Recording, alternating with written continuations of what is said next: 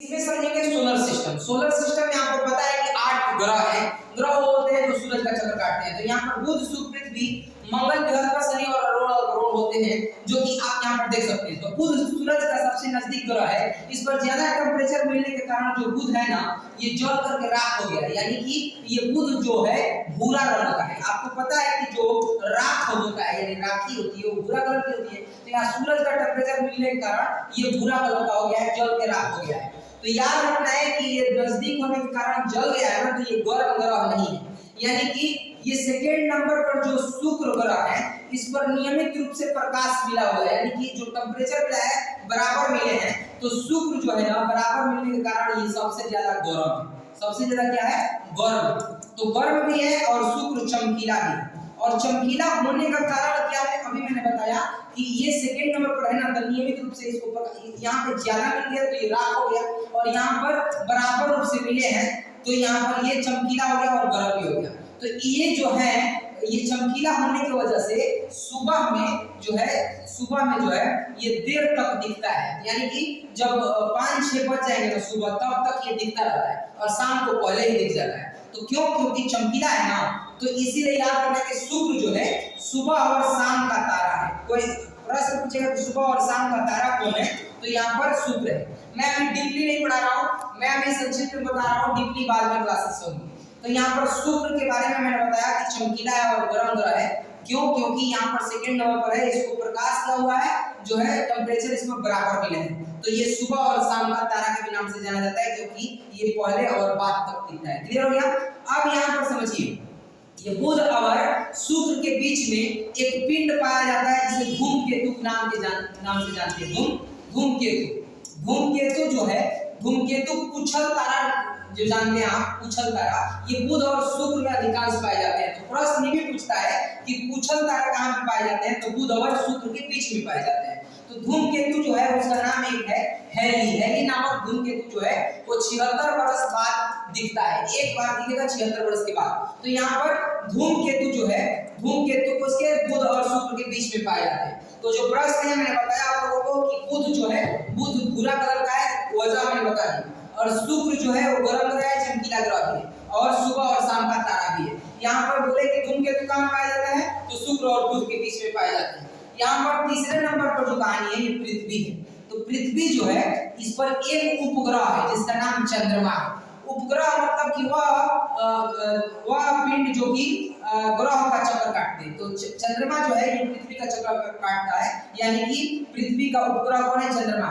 इन दोनों पर कोई उपग्रह नहीं है। तो ये भी प्रश्न पूछता है कि बुध और शुक्र पर कितने उपग्रह हैं, तो कोई भी उपग्रह नहीं है, शून्य उसका आंसर होगा। तो यहाँ पर चंद्रमा जो है पृथ्वी का उपग्रह ये चक्कर काटता है, और ये याद रखना है कि चंद्रमा जब बीच में आ जाता है, किसके? ये पृथ्वी और सूरज के बीच में जब चंद्रमा आ जाता है, तो यहाँ पर सूर्य ग्रहण होने लगते हैं। कौन सा? सूर्य ग्रहण होने लगते हैं। अगर चंद्रमा के बीच में पृथ्वी आ जाती है, चंद्रमा और सूर्य के बीच में पृथ्वी आ जाती है, तो चंद्रमा को प्रकाश पड़ता नहीं है। यहाँ पर समझ लो संक्षिप्त में, देखो ये सूरज है, ये एक पृथ्वी है, तो यहाँ पर चंद्रमा बीच में आ गया, तो यहाँ पर चंद्रमा बीच में आ गया, तो ये चंद्रमा पर तो पूरा प्रकाश पड़ेंगे, तो जब पूरा प्रकाश पड़ेंगे तो सूर्य ग्रहण है ना। अगर पृथ्वी उठ करके बीच में आ गई तो यहाँ पर चंद्रमा अंधेरा हो जाएगा। इसीलिए इसको याद रखना है कि चंद्र ग्रहण। तो चंद्र ग्रहण कब होता है? जब पृथ्वी बीच में आती है, और सूर्य ग्रहण कब होता है? जब चंद्रमा बीच में आता है। ये समझ में आ गया? तो यहाँ पर ये याद रखना है। समझ में आ गया? ये भी बात समझ में आनी चाहिए कि यहाँ पर जो ग्लोब का जो होता है ग्लोब, उसमें पश्चिम से पूरब की तरफ काल्पनिक रेखाएं खींची जाती हैं, इसे अक्षांश कहा जाता है।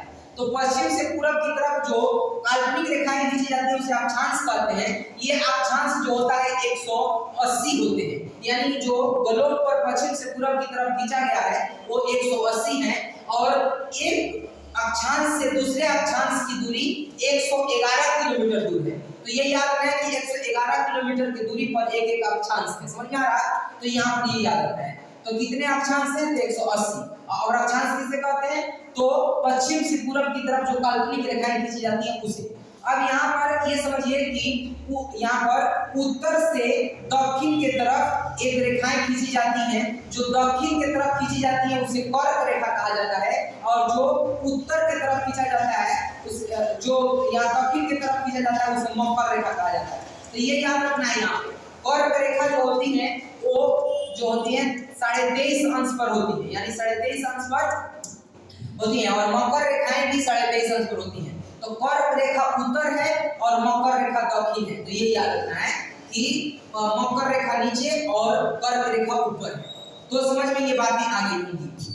अब ये मंगल जो है, ये 3 मैंने बता दिया। मंगल जो है, मंगल पर 2 उपग्रह है जिसका नाम है डिवोस और फबोस। डिवोस फबोस इसका 2 उपग्रह है। जैसे यहाँ पे पृथ्वी पर 1 उपग्रह था चंद्रमा, ठीक इसी तरीके से मंगल पर 2 उपग्रह है। कौन कौन? डिवोस और फबोस। और मंगल को रेड स्टार के नाम से जाना जाता है। कौन सा? रेड स्टार के नाम से जाना जाता है। तो मंगल जो है 4थे नंबर पर ये ग्रह है। तो ये जो 4 ग्रह जो दिख रहे हैं, इन चारों ग्रह को आंतरिक ग्रह कहा जाता है, और ये जो 4 दिख रहे हैं इन लोगों को बाह्य ग्रह कहा जाता है। तो ये याद रखना है भाई कि बाह्य ग्रह और आंतरिक ग्रह किसे कहते हैं। तो बाह्य ग्रह जो होते हैं ये बृहस्पति से लेकर के वरुण तक है, और आंतरिक ग्रह जो है मंगल से लेकर बुध तक है। 4 याद रहेगा। अब समझिए, तो मंगल पर कितने उपग्रह हैं? 2। कौन कौन? डिवोस और फबोस, और रेड स्टार के नाम से जाना जाता है। और ये जो दिख रहा है ये ब्रह्मांड का सबसे बड़ा ग्रह है, जिसे नाम जो है बृहस्पति कहा जाता है। जुपिटर इंग्लिश में इसको बोलते हैं। बृहस्पति जो है सबसे बड़ा, ये ग्रहों का सबसे बड़ा ग्रह है। और ये भी याद रखना है कि सबसे भारी भी है, और भारी होने के साथ साथ इसका घनत्व भी बहुत ज्यादा है। ये इस पर 12 को यहाँ पर उपग्रह होता है, जिसमें उपग्रहों में 4 उपग्रह जो है बहुत बड़े बड़े हैं।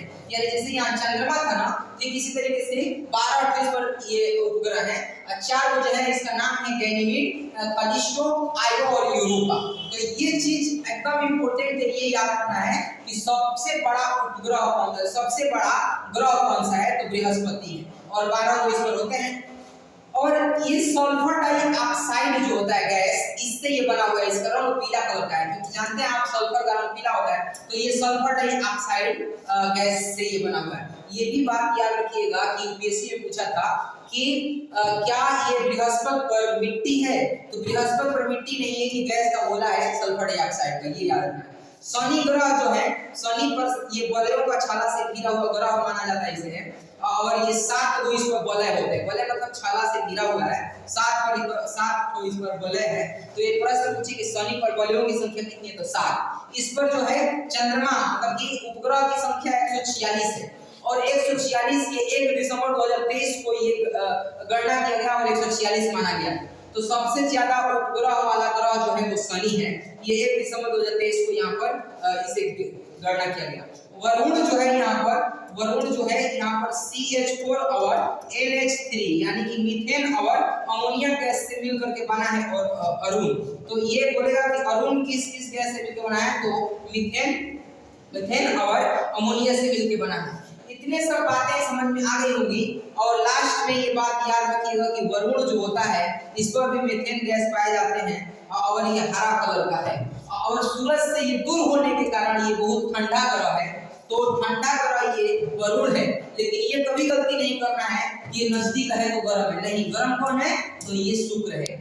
वजह मैंने बता दिया है कि ये गर्म क्यों नहीं है, क्योंकि जल के रखा गया है। ठीक है।